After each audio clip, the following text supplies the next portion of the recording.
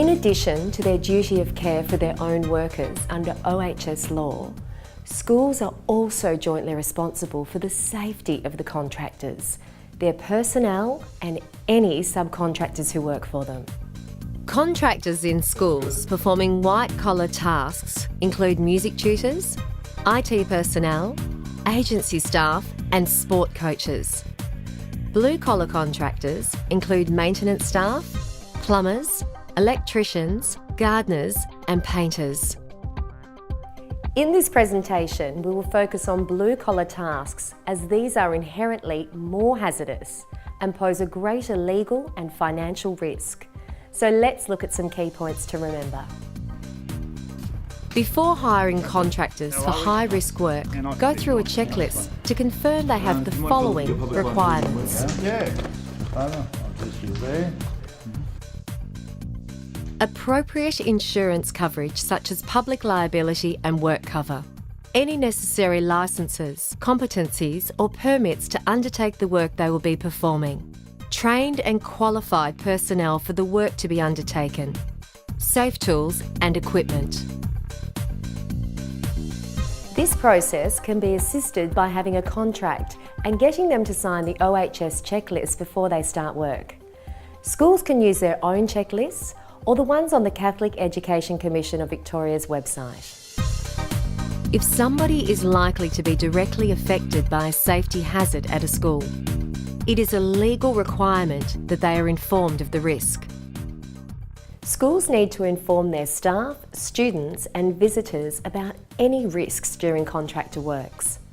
Methods of doing this may include staff meetings and recording the minutes, the school intranet or school newsletters.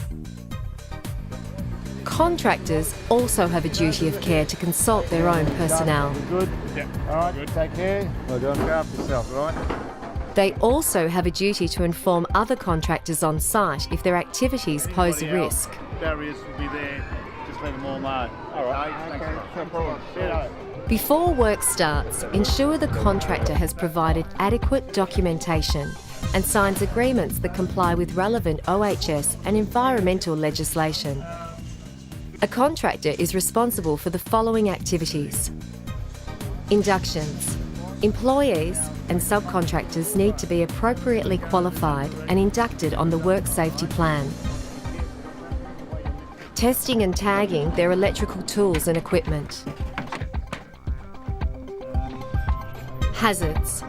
Identify any potential hazards associated with their work.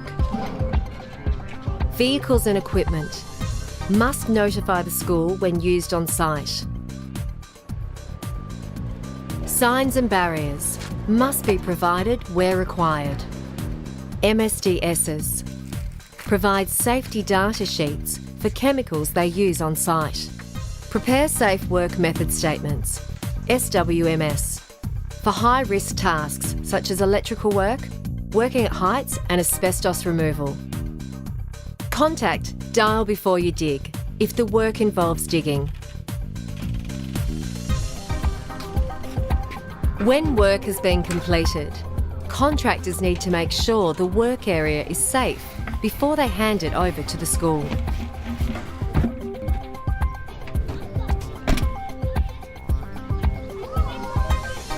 In order to improve safety arrangements, it is good practice to review a contractor's work on a regular basis.